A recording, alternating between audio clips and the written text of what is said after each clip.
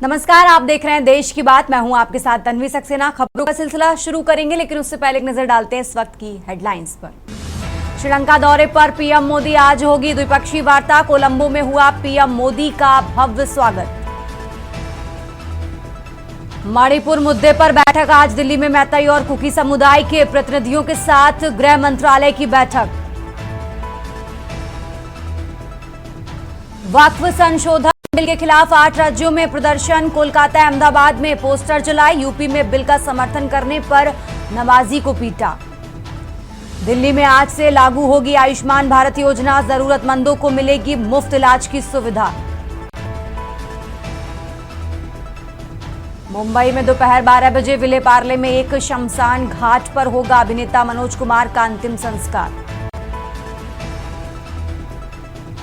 Rajasthan, MP समेत 8 राज्यों में अगले 6 दिन हीट वेव। 4 डिग्री सेल्सियस तक तापमान बढ़ने का अनुमान। आप देख रहे हैं के न्यूज, खबरों का सारथी। और अब रुक करते हैं खबरों का। देश की बात की शुरुआत करते हैं दिल्ली की खबर से। दिल्ली से बड़ी खबर आपको बता रहे हैं। श्रीलंका यात्रा पर कोलंबो पहुंचे प्रधानमंत्री नरेंद्र मोदी। भारतीय प्रवासियों ने पीएम मोदी का भव्य स्वागत किया है। दिल्ली से बड़ी खबर आपको बता रहे हैं। होटल पहुंचने पर पीएम मोदी का भव्य स्वागत किया गया है। दोनों देशों के बीच इस दौरान कई महत्वपूर्ण मुद्दों पर बातचीत होगी। आपसी समझ से कई समझौतों पर हस्ताक्षर होंगे। तो दिल्ली से बड़ी खबर आपको बता रहे हैं। राजधानी दिल्ली से अहम जानकारी आपको बता रहे हैं। होटल पहुंचने पर पीएम मोदी का भव्य स्वागत किया गया है।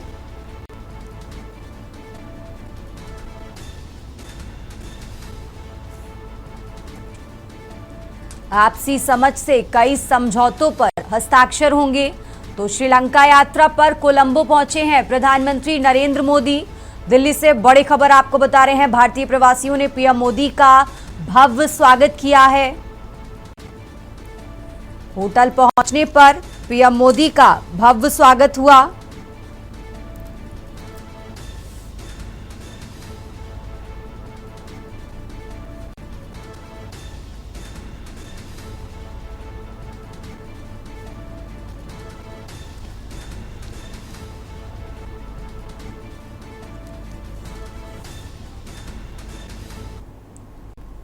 और चलिए खबरों में आगे बढ़ते हैं। दिल्ली की बात कर रहे हैं। 2 दिवसीय दौरे पर छत्तीसगढ़ पहुंचे हैं गृह मंत्री अमित शाह। बीती रात रायपुर पहुंचे अमित शाह और आज कमांडरों से वार्ता करेंगे।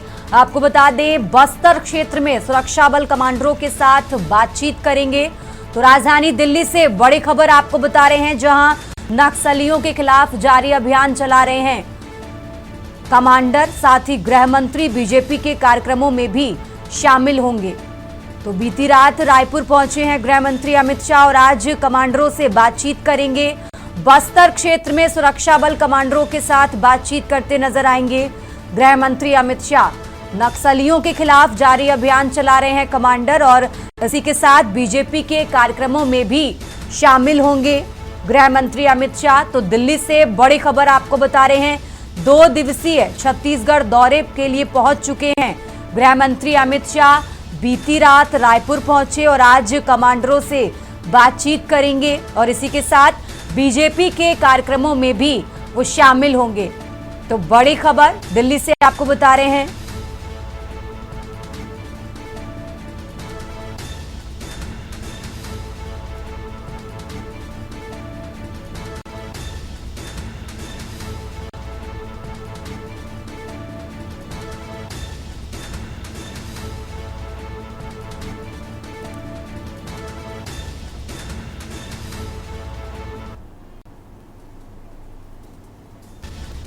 तो दिल्ली से बड़ी खबर आपको बता रहे हैं, जहां बीती रात रायपुर पहुंच चुके हैं गृह मंत्री अमित शाह और आज कमांडरों के साथ बातचीत करेंगे और इसी के साथ बीजेपी के कई कार्यक्रमों में आज वो शामिल होंगे।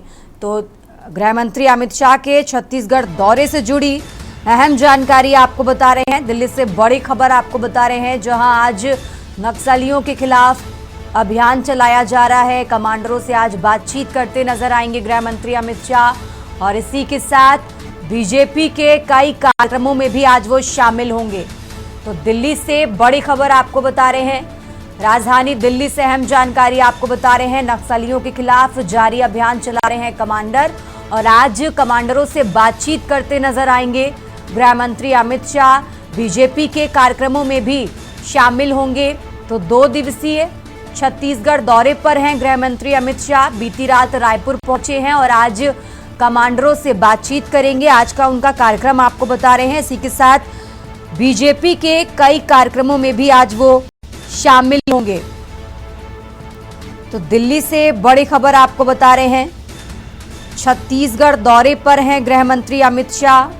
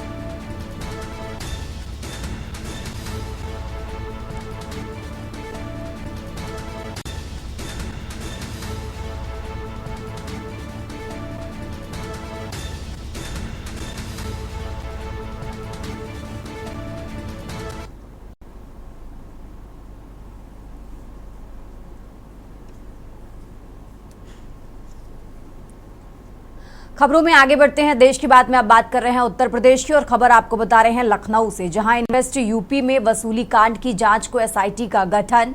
डीजीपी मुख्यालय ने 3 सदस्यीय एसआईटी टीम गठित की है। तो लखनऊ से खबर आपको बता रहे हैं एसआईटी में बाराबंकी के एडिशनल एसपी विकास चंद्र त्रिपाठी, गोमती नगर के एसीपी विनय द्विवेदी, लखनऊ की क्राइम ब्रांच में तैनात इंस्पेक्टर आलोक राव शामिल हैं। तो लखनऊ से बड़ी खबर आपको बता रहे हैं। अब तक एसीपी गोमती नगर विनय द्विवेदी विवेचना कर रहे थे। गोमती नगर पुलिस की विवेचना के तरीकों पर सवाल उठे, जिसके बाद अब ये फैसला लिया गया है। तो निलंबित आईएएस अभिषेक प्रकाश के खिलाफ सबूत जुटाएगी एसआईटी। लखनऊ से बड़ी खबर आपको बता रहे हैं। इन्वेस्ट यूपी में वसूली कांड की जांच को एसआईटी का गठन कर दिया गया है। डीजीपी मुख्यालय ने 3 सदस्यीय एसआईटी टीम गठित की है।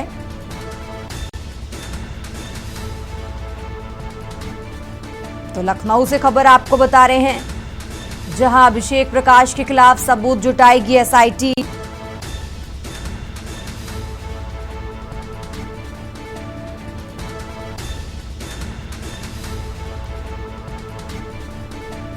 और इसी खबर पर ज्यादा जानकारी के लिए हमारे साथ शिवा शर्मा जुड़ गए हैं। शिवा, जिस तरीके से अब अभिषेक प्रकाश के खिलाफ सबूत जुटाएगी एसआईटी, क्या कुछ पूरी जानकारी है आपके पास? शिवा, इस स्तर की तरफ से 3 सदस्यीय एसआईटी टीम गठित हो गई है। अब उसमें 3 सदस्य हैं, जिसमें बाराबंकी के एडिशनल एसपी विकास चंद्र त्रिपाठी, गोमती नगर के एसीपी विनय द्विवेदी और लखनऊ की क्राइम ब्रांच में तैनात इंस्पेक्टर आलोक राव को शामिल किया गया है। इन तीनों लोगों का काम ये होगा कि इन्वेस्ट यूपी में वसूली कांड के लिए जितनी भी शिकायतें सामने आई है उन सबकी जांच करना और जांच के बाद जो भी तथ्यात्मक उनको सबूत मिलेंगे उसके आधार पर शासन को अपनी रिपोर्ट सौंपना।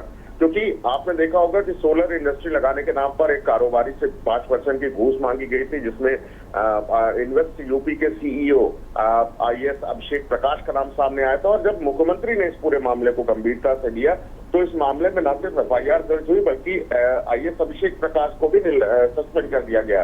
अब जिसके खिलाफ एफआईआर दर्ज की गई थी निकांत जैन, वो निजी बाबू था अभिषेक प्रकाश का और वो बिचौलिए का काम कर रहा था और उसी ने सभी से घूस मांगी थी।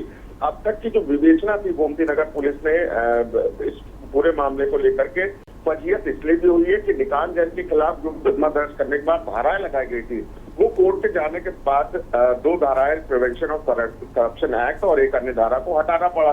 इसलिए गोमती नगर की पुलिस की जो विवेचना है उस पर भी तमाम सवाल खड़े हुए हैं। ये भी तभी बात सामने आई है कि अब तक जो निकात जैन के पास सबूत मिले हैं, जो उनके घर से दस्तावेज मिले हैं, जो बिचौलिए के रूप में अभिषेक प्रकाश के लिए काम कर रहा था, उसकी रिमांड पुलिस ने अभी तक नहीं ली थी कि रिमांड में लेने के बाद उससे पूछताछ की जाए और उससे पूछताछ करने के बाद उसके पास से सबूत इकट्ठा किए जाए। तो अब ये कहा जा सकता है कि जब एसआईटी टीम का गठन हुआ है तो एसआईटी टीम इस बात के सबूत जुटाएगी कि निकात जैन का और अभिषेक प्रकाश का साथ किस तरीके है, क्योंकि अभी तक एफआईआर में पुलिस ने आईएएस अभिषेक प्रकाश का नाम नहीं डाला है। तो अब पुलिस के लिए सबसे बड़ा चैलेंज यही होगा कि जो भी सबूत उनके हाथ लगते हैं निकात जैन की विवेचना से संबंधित, इन्वेस्ट यूपी में इन्वेस्टमेंट से संबंधित, उसके आधार पर अभिषेक प्रकाश का अगर नाम सामने आएगा तो उस मुकदमे में निलंबित आईएएस प्रकाश का नाम डाला जाएगा और तब अभिषेक प्रकाश की बहुत ज्यादा मुश्किलें बढ़ जाएंगी। तो इस प्रकरण को लेकर के न सिर्फ सरकार बल्कि खुद मुख्यमंत्री गंभीर हैं कि इन्वेस्ट यूपी में न सिर्फ भारत बल्कि देश विदेश के तमाम लोग यूपी में इन्वेस्ट करने के लिए आए थे और उन्हीं के अधिकारी ने घूस मांगी यूपी में इन्वेस्टमेंट के नाम पर। तो इस पूरे प्रकरण में निकात जैन और अभिषेक प्रकाश के अलावा कौन कौन लोग शामिल है, पूरी कड़ी क्या है, इसके लिए एक एसआईटी टीम का गठन हुआ है। तो जरूर अब तीनों लोग जब इस पूरी एसआईटी की प्रक्रिया में शामिल होंगे और काम करना शुरू करेंगे तो जरूर बड़े नए सबसे सामने आएंगे, क्योंकि चीजों का अवलोकन करना है, कॉल डिटेल्स निकालनी है, निकात जैन से पूछताछ करनी है, अभिषेक प्रकाश से भी पूछताछ करनी है। तो इस आधार पर जब उनके पास इनपुट्स आएंगे तो जरूर एक बहुत बड़ा खाका तैयार होगा कि इस घूसखोरी के मामले में कौन कौन लोग जुड़े हैं, कौन कौन से बड़े अफसर हैं, कौन कौन से सफेद पोश नेता हैं जो इनके बैक में शामिल होकर के सारे काम को बढ़ावा देते थे। तो जरूर इन तीनों अफसरों की बहुत महत्वपूर्ण योगदान होगा, बहुत बड़ी भूमिका होगी इस इन्वेस्ट यूपी के इस वसूली कांड को पर्दाफाश करने के लिए। ठीक है शिवा, बहुत बहुत शुक्रिया आपका तमाम जानकारी दर्शकों तक पहुंचाने के लिए। और ये लखनऊ से खबर आपको बता रहे हैं, राजधानी लखनऊ से अहम जानकारी आपको बता रहे हैं, जहां वसूली कांड की जांच के लिए एसआईटी का गठन किया गया है। 3 सदस्यीय टीम का गठन किया गया है। लखनऊ से खबर आपको बता रहे हैं, राजधानी लखनऊ से अहम जानकारी आपको बता रहे हैं। एसआईटी में बाराबंकी के एडिशनल एसपी विकास चंद्र त्रिपाठी और इसी के साथ गोमती नगर के एसीपी विनय द्विवेदी और लखनऊ की क्राइम ब्रांच में तैनात इंस्पेक्टर आलोक राव शामिल हैं। तो लखनऊ से खबर आपको बता रहे हैं, राजधानी लखनऊ से अहम जानकारी आपको बता रहे हैं, जहां गोमती नगर पुलिस की विवेचना के तरीकों पर सवाल उठे, जिसके बाद अब 3 सदस्यीय एसआईटी टीम का गठन किया गया है।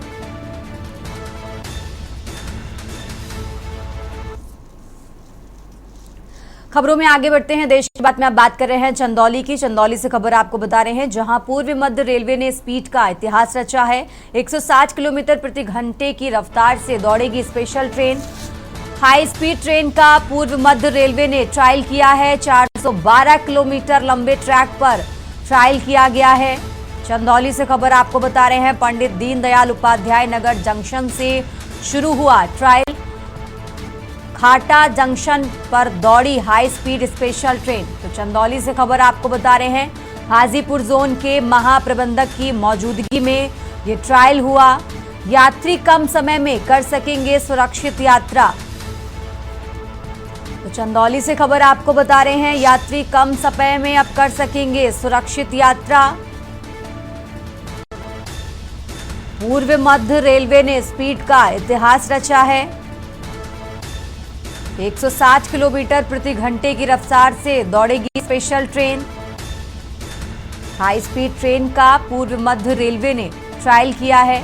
चंदौली से अहम जानकारी आपको बता रहे हैं, 412 किलोमीटर लंबे ट्रैक पर ट्रायल किया गया।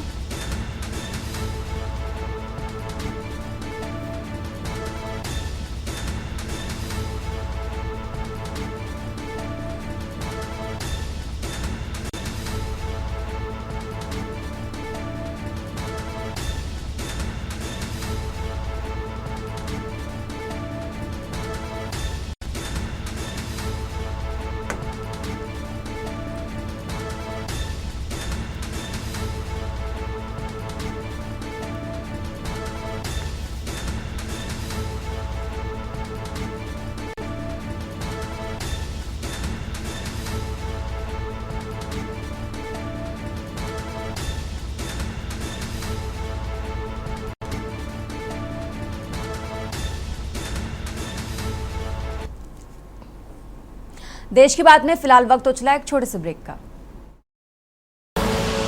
आप देख रहे हैं के न्यूज। देश की बात में एक बार फिर से हाजिर रुक करते हैं खबरों का। बात कर रहे हैं अलीगढ़ की। अलीगढ़ से खबर आपको बता रहे हैं, जहां संदिग्ध हालातों में नवविवाहिता की मौत हो गई है। मायके पक्ष ने हत्या का आरोप लगाया है। आपको बता दें 6 माह पहले महिला की शादी हुई थी। पुलिस ने शव का पोस्टमार्टम कराया है। पाली मुकीमपुर के गांव तरेची का ये मामला आपको बता रहे हैं। अलीगढ़ से खबर है, जहां मायके पक्ष ने हत्या का आरोप लगाया। 6 महीने पहले महिला की शादी हुई थी। अलीगढ़ से खबर आपको बता रहे हैं।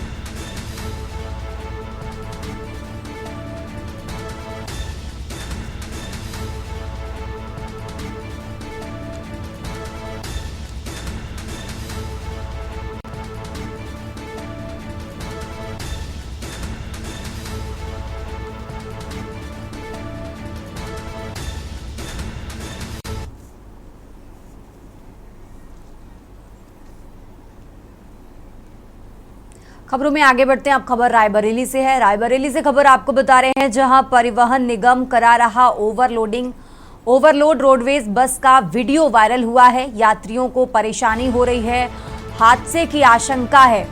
रायबरेली से खबर आपको बता रहे हैं, खानापुरी तक सीमित है बसों की चेकिंग। शहर के सारस चौराहा का ये वायरल वीडियो बताया जा रहा है। रायबरेली से खबर आपको बता रहे हैं, जहां सवालों के जवाब देने से बच रहे हैं जिम्मेदार। तो रायबरेली से खबर आपको बता रहे हैं।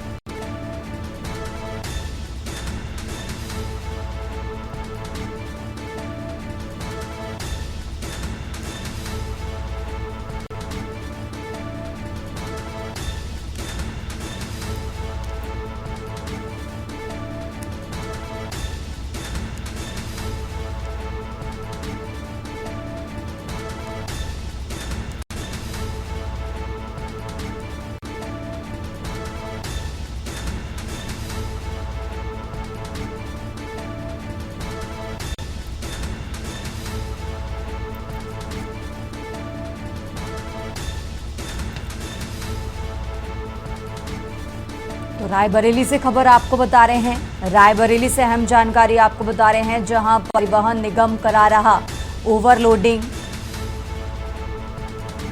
ओवरलोड रोडवेज बस का वीडियो वायरल हुआ है। वायरल वीडियो भी आपको टीवी स्क्रीन पर दिखा रहे हैं, जहां यात्रियों को परेशानी हो रही है, हादसे की आशंका है, उसके बावजूद भी ओवरलोडिंग कराई जा रही है। रायबरेली से खबर आपको बता रहे हैं। वायरल वीडियो भी आपको टीवी स्क्रीन पर दिखा रहे हैं।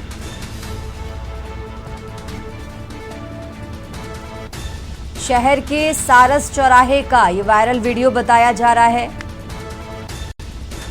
सवालों के जवाब देने से जिम्मेदार बच रहे हैं। और इसी खबर पर ज्यादा जानकारी के लिए हमारे साथ केशवानंद शुक्ला जुड़ चुके हैं। केशवानंद, बसों में जिस तरीके से ओवरलोडिंग की जा रही है, वीडियो वायरल हुआ है, इसके बाद क्या अभी तक कोई कार्रवाई की गई है? केशवानंद।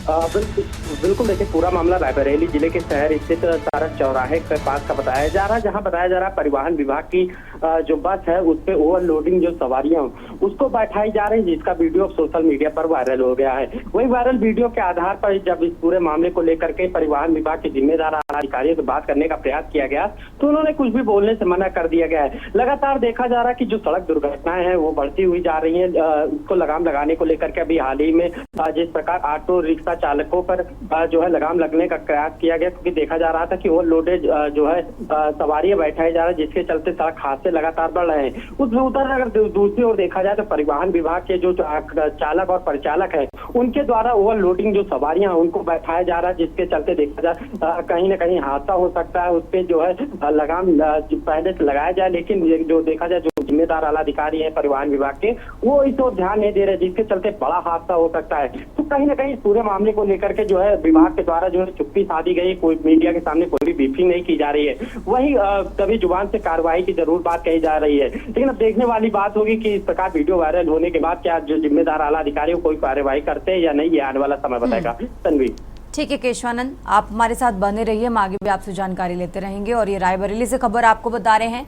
रायबरेली से अहम जानकारी आपको बता रहे हैं, जहां सवालों के जवाब देने से जिम्मेदार बच रहे हैं और बसों में ओवरलोडिंग की जा रही है। इसका वीडियो भी वायरल हुआ है। वायरल वीडियो भी आपको टीवी स्क्रीन पर दिखा रहे हैं, जहां परिवहन निगम करा रहा है ओवरलोड रोडवेज बस का वीडियो वायरल हुआ है। रायबरेली से खबर आपको बता रहे हैं। रायबरेली से अहम जानकारी आपको बता रहे हैं, जहां यात्रियों को परेशानी हो रही है, हादसे की आशंका है।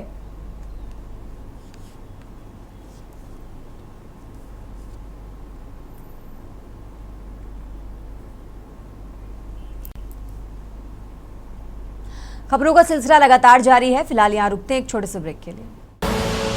आप देख रहे हैं की न्यूज।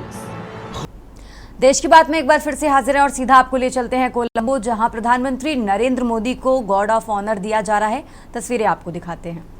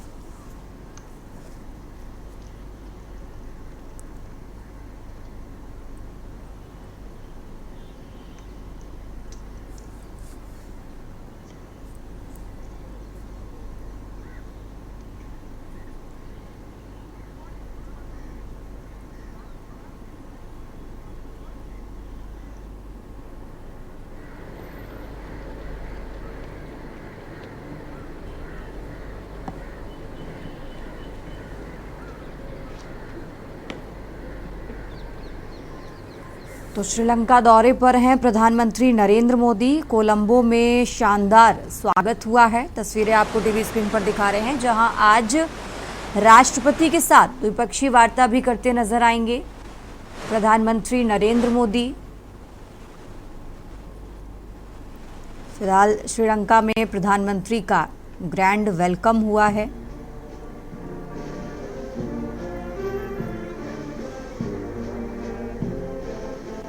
तीन दिन के श्रीलंका दौरे पर हैं प्रधानमंत्री नरेंद्र मोदी।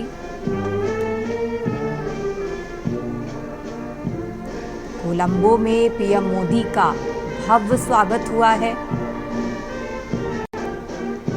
उनके सम्मान में गार्ड ऑफ ऑनर दिया गया है। तस्वीरें आपको टीवी स्क्रीन पर दिखा रहे हैं।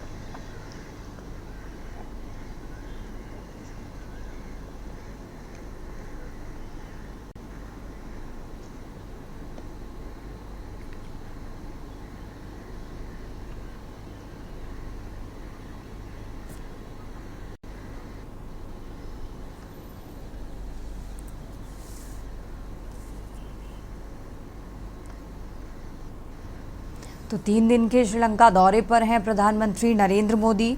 कोलंबो में पीएम मोदी का भव्य स्वागत हुआ है। उनके सम्मान में गार्ड ऑफ ऑनर दिया गया।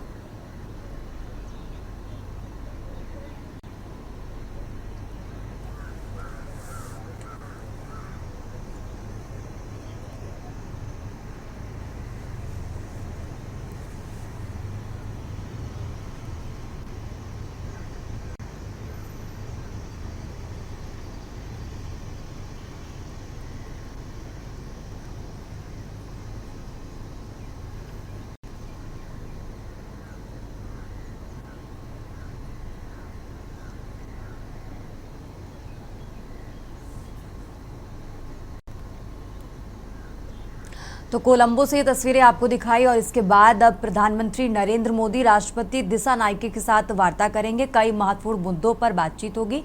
खबरों में आगे बढ़ते हैं, बात कर रहे हैं रायबरेली की। रायबरेली से खबर आपको बता रहे हैं, जहां रेल कोच फैक्ट्री में 2 कर्मचारी घायल हुए हैं। पेंट शॉप में काम कर रहे 2 कर्मचारी घायल हुए हैं। 20 फुट ऊंचाई से गिरकर घायल हुए दोनों कर्मचारी। रायबरेली से खबर आपको बता रहे हैं, घायल राहुल यादव व योगेंद्र की हालत गंभीर बताई जा रही है। लालगंज सीएचसी से जिला अस्पताल रेफर किया गया है। लालगंज कोतवाली क्षेत्र का ये पूरा मामला आपको बता रहे हैं, जहां घायल दोनों व्यक्तियों की हालत गंभीर बताई जा रही है। लालगंज कोतवाली क्षेत्र का ये मामला है। रायबरेली से खबर आपको बता रहे हैं, जहां रेल कोच फैक्ट्री में 2 कर्मचारी घायल। पेंट शॉप में काम कर रहे 2 कर्मचारी घायल हुए हैं। 20 फुट ऊंचाई से गिरकर घायल हुए दोनों कर्मचारी। तो रायबरेली से खबर आपको बता रहे हैं, जहां घायल हुए दोनों कर्मचारियों की हालत गंभीर बताई जा रही है। जिला अस्पताल रेफर किया गया है। लालगंज कोतवाली क्षेत्र का ये मामला है।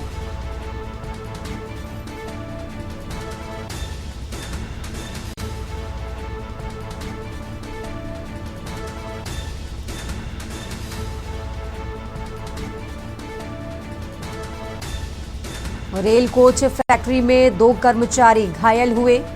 रायबरेली से खबर आपको बता रहे हैं, जहां पेंट शॉप में काम कर रहे 2 कर्मचारी घायल हुए हैं। 20 फुट ऊंचाई से गिरकर घायल हुए दोनों कर्मचारी और फिलहाल दोनों कर्मचारियों की हालत गंभीर बताई जा रही है। जिला अस्पताल रेफर किया गया है।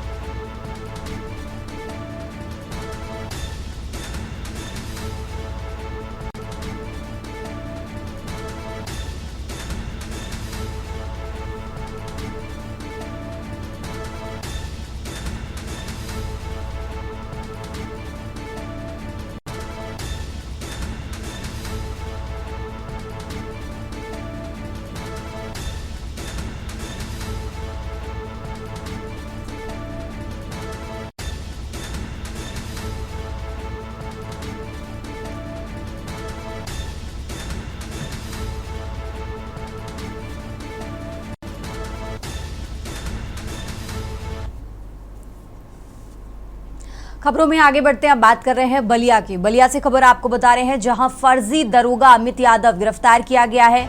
फर्जी दरोगा बनकर लोगों को दिखाता था पुलिसिया रॉब, खिलौने वाली पिस्टल, तमंचा, कारतूस।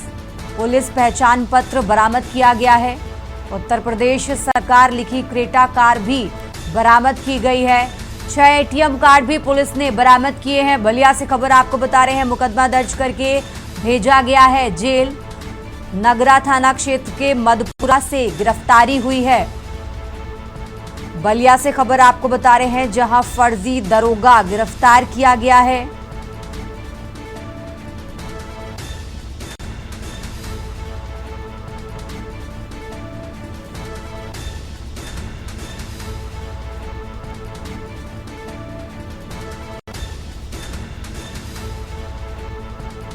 फर्जी दरोगा अमित यादव गिरफ्तार हुआ है। बलिया से खबर आपको बता रहे हैं, फर्जी दरोगा बनकर लोगों को दिखाता था पुलिसिया रॉब, खिलौने वाली पिस्टल, तमंचा, कारतूस। पुलिस पहचान पत्र भी बरामद किया गया है। तो उत्तर प्रदेश सरकार लिखी क्रेटा कार भी बरामद हुई है। 6 एटीएम कार्ड भी पुलिस ने बरामद किए हैं। बलिया से खबर आपको बता रहे हैं, मुकदमा दर्ज करके जेल भेजा गया है।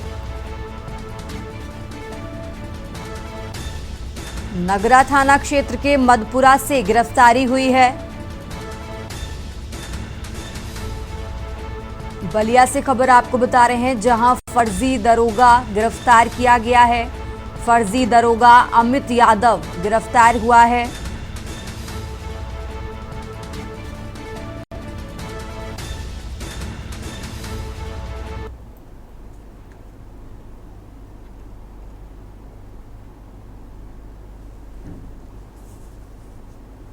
टीम के द्वारा एक संदिग्ध गाड़ी को रोका गया था।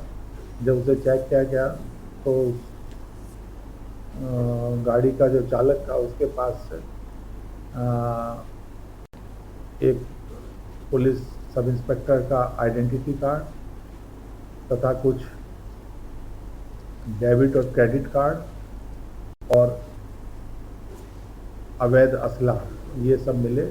जब उससे गहनता से और सख्ती से पूछताछ की गई तो उसके द्वारा बताया गया है कि वो इन सब चीज़ों का छद्म रूप से और गलत इस्तेमाल करता था और अपने आप को पुलिस सब इंस्पेक्टर के रूप में बाहर लोगों को बता के उनसे वसूली भी करता था।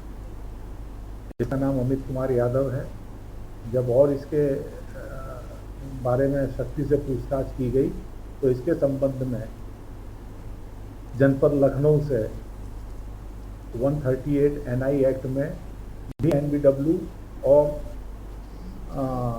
83 CRPC की कार्रवाई प्रचलित थी। ये बहुत ही शातिर किस्म का एक बहरूपिया अपराधी है। इसके 4 या 5 केस विभिन्न जनपदों में लिखे हुए हैं। आज इसे गिरफ्तार करके जेल भेजा गया। खबरों में आगे बढ़ते हैं, अब बात कर रहे हैं सीतापुर की। सीतापुर से खबर आपको बता रहे हैं, जहां दबंगों ने युवती को बाइक से टक्कर मारी। विरोध करने पर युवती की पिटाई भी की। पहले भी दबंग युवती से कर चुके हैं दुष्कर्म। सीतापुर से खबर आपको बता रहे हैं, जहां दुष्कर्म मुकदमा कोर्ट में चल रहा विचाराधीन। सुलह न करने पर जान से मार देने की धमकी दे रहे हैं। इसी के चलते युवती के पैर पर चढ़ा दी बाइक। पीड़िता ने थाने में तहरीर दी है। थाना हरगांव के मुद्रासन गांव का ये मामला आपको बता रहे हैं। सीतापुर से खबर।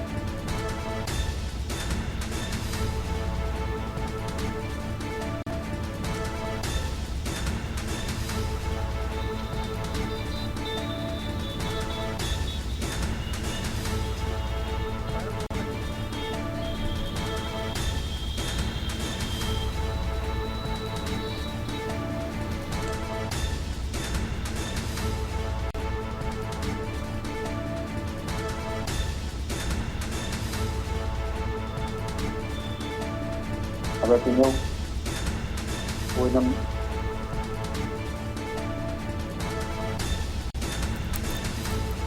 और इसी खबर पर ज्यादा जानकारी के लिए हमारे साथ अबरार अली जुड़ चुके हैं। अबरार, जिस तरीके से दबंगों ने युवती को बाइक से टक्कर मारी है, पहले भी जो मामला था, अभी तक क्या कुछ कार्रवाई हुई इस पूरे मामले पर?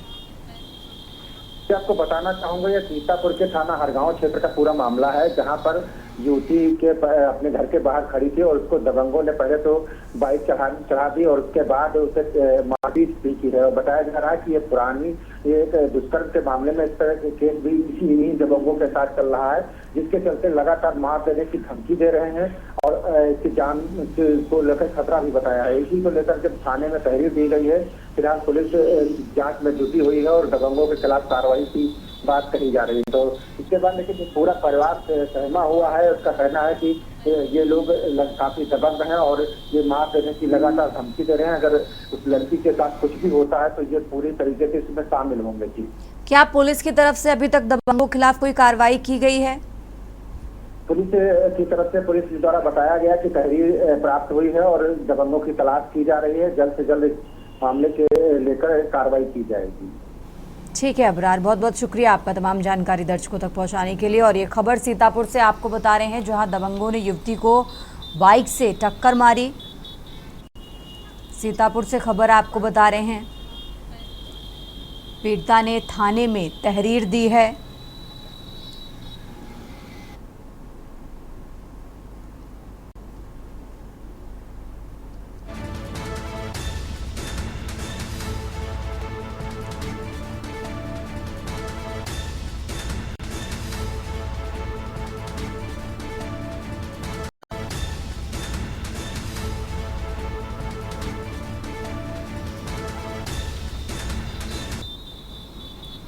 और चलिए खबरों में आगे बढ़ते हैं। लखनऊ के बंथरा क्षेत्र में मवई पड़ियाना की महिला प्रधान सीमा रानी के बेटे संदीप गौतम ने अपनी 8 महीने की गर्भवती 25 वर्षीय पत्नी मीरा देवी की दुपट्टे से गला कसकर हत्या कर दी। वारदात को अंजाम देने के बाद मां को देखकर हत्याभियुक्त पति फरार हो गया। मायके वालों ने पति सहित अन्य परिजनों के खिलाफ दहेज के लिए प्रताड़ित करते हुए हत्या का आरोप लगाया है। पुलिस फरार आरोपी की तलाश में जुटी है। ग्राम प्रधान के मुताबिक वो अपने पति प्रकाश के साथ सरोजनी नगर स्थित गौरी बाजार गई थी। वापस घर लौटने पर आवाज देने के बाद काफी देर तक बेटे ने दरवाजा खोला और वो भाग निकला। अंदर पहुंचने पर बहू का शव पड़ा दिखाई दिया, जिसकी फोन कर थाना पुलिस को सूचना दी गई और फिलहाल पुलिस पूरे मामले की जांच पड़ताल में जुटी हुई है।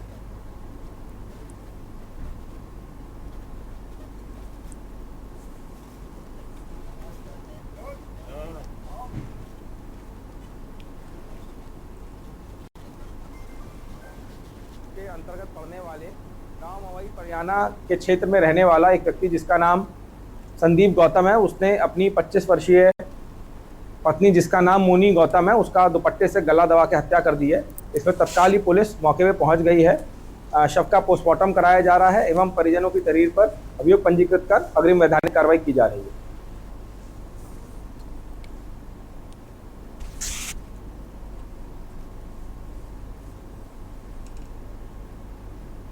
और चलिए खबरों में आगे बढ़ते हैं। खबर दिल्ली से है, जहां नवरात्रि पर पंजाबी बाग में श्री राम कथा का आयोजन।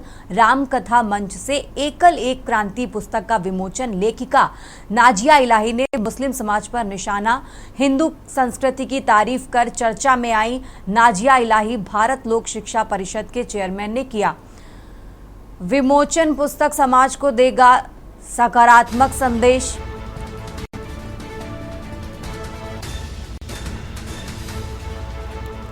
तो दिल्ली से खबर आपको बता रहे हैं, रामकथा मंच से एकल एक क्रांति पुस्तक का विमोचन। लेखिका नाजिया इलाही ने मुस्लिम समाज पर निशाना साधा।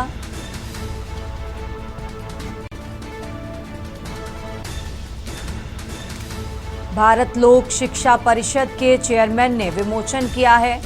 दिल्ली से खबर आपको बता रहे हैं, जहां पुस्तक समाज को देगा सकारात्मक संदेश। लक्ष्मी नारायण गोयल का ये बयान सामने आया है। एकल एक क्रांति से जुड़ा विचार समाज में बना चर्चा का विषय। रामकथा मंच बना सांस्कृतिक और सामाजिक संवाद का केंद्र। तो दिल्ली से खबर आपको बता रहे हैं, रामकथा मंच से एकल एक क्रांति पुस्तक का विमोचन हुआ। लेखिका नाजिया इलाही ने मुस्लिम समाज पर निशाना साधा। हिंदू संस्कृति की तारीफ कर चर्चा में आई नाजिया इलाही।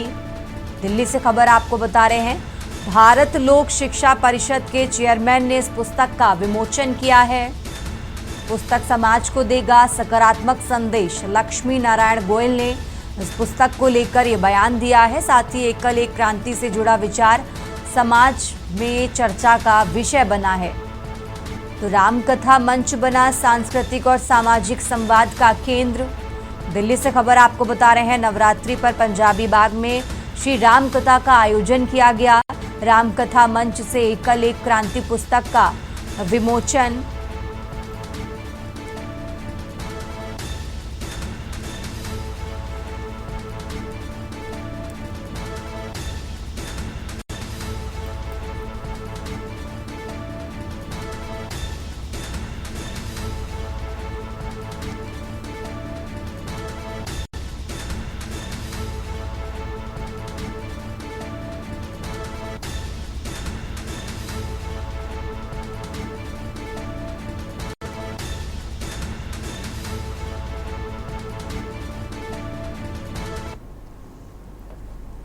खबरों में आगे बढ़ते हैं। अब खबर फतेहाबाद से है, जहां ढुइया गांव में सीएससी संचालक को गोली मारी है। बाइक सवार 4 अज्ञात युवकों ने इस वारदात को अंजाम दिया है। रुपए निकलवाने के बहाने फायरिंग की गई। प्रदीप को गोली मारकर फरार हुए हमलावर। घायल संचालक को नागरिक अस्पताल में भर्ती कराया गया है। घटना के बाद अस्पताल में उमड़ी ग्रामीणों की भीड़। फिलहाल पुलिस जांच पड़ताल में जुटी है और हमलावर अभी भी फरार है। सीसीटीवी और चश्मदीदों के जरिए सुराग तलाश रही पुलिस। तो रुपए निकलवाने के बहाने फायरिंग की गई। प्रदीप को गोली मारकर फरार हुए हमलावर। घायल संचालक को नागरिक अस्पताल में भर्ती कराया गया है। फिलहाल पुलिस पूरे मामले की जांच पड़ताल में जुटी है।